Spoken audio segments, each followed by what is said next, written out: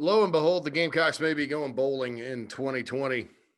It's the most 2020 thing ever. JC Shurburtt here with you. Just wanted to kind of dig into this. It's one of those things that I think as the days go by here in the COVID period of college football, we're seeing more and more teams opt out. So I don't expect any of you to be excited about any of this, but it's worth going and looking at the options because Carolina most likely is going to be playing somewhere with a 2-8 record this year because there's really no minimum record for bowls this season, and the SEC wants to fill all of its slots.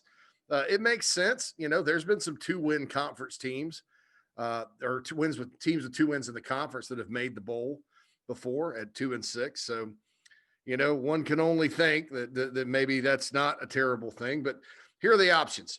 Wanted to go through these real quick. The first one and the one most often talked about with the Gamecocks is the December 26th Gasparilla Bowl in Tampa. Everybody knows Raymond James Stadium. The Gamecocks have played there 5 times in the Outback Bowl. This was a game that was played at Tropicana Field for a while. It's moving across the bridge to Tampa. Probably an ACC opponent. I've seen Virginia Tech, which would be ironic, mentioned as possible opponents in that one. Kicks off noon, day after Christmas on ABC. So national television. I think the Gamecocks in the 2014 Independence Bowl were on national television on ABC. And I also think the Belk Bowl was on national television on ABC. That's a network the Gamecocks are probably going to be on moving forward with the new ESPN deal with the SEC that kicks in 2024. But it's rare that they're on right now. The other option after that, or the one of 4 options, would be on January 1st with the Birmingham Bowl, the House of Horrors Bowl for the Gamecocks. They've been 0-3 in bowl games in Birmingham, haven't won a game at Legion Field since the 30s. This could be the last football game at Legion Field because they're building a new stadium in Birmingham. That's a New Year's Day bowl game this year, noon Eastern, ESPN2 in Birmingham against the team from the American Conference.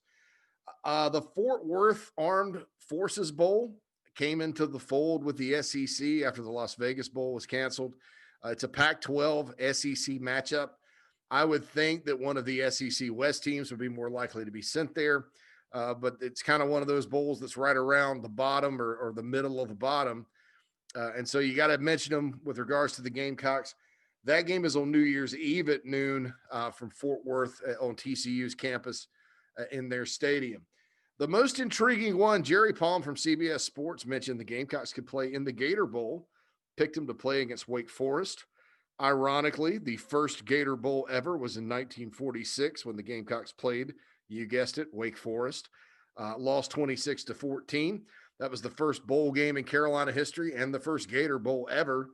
Carolina has played in the Gator Bowl 4 times, but not since 1987 when they lost 30-13 to LSU. They've never won the Gator Bowl, but besides the Outback Bowl, the Carolina Gamecocks have played in the Gator Bowl more than any other bowl historically. It used to be in the 80s. They played 3 times, 1980, 1984, 1987.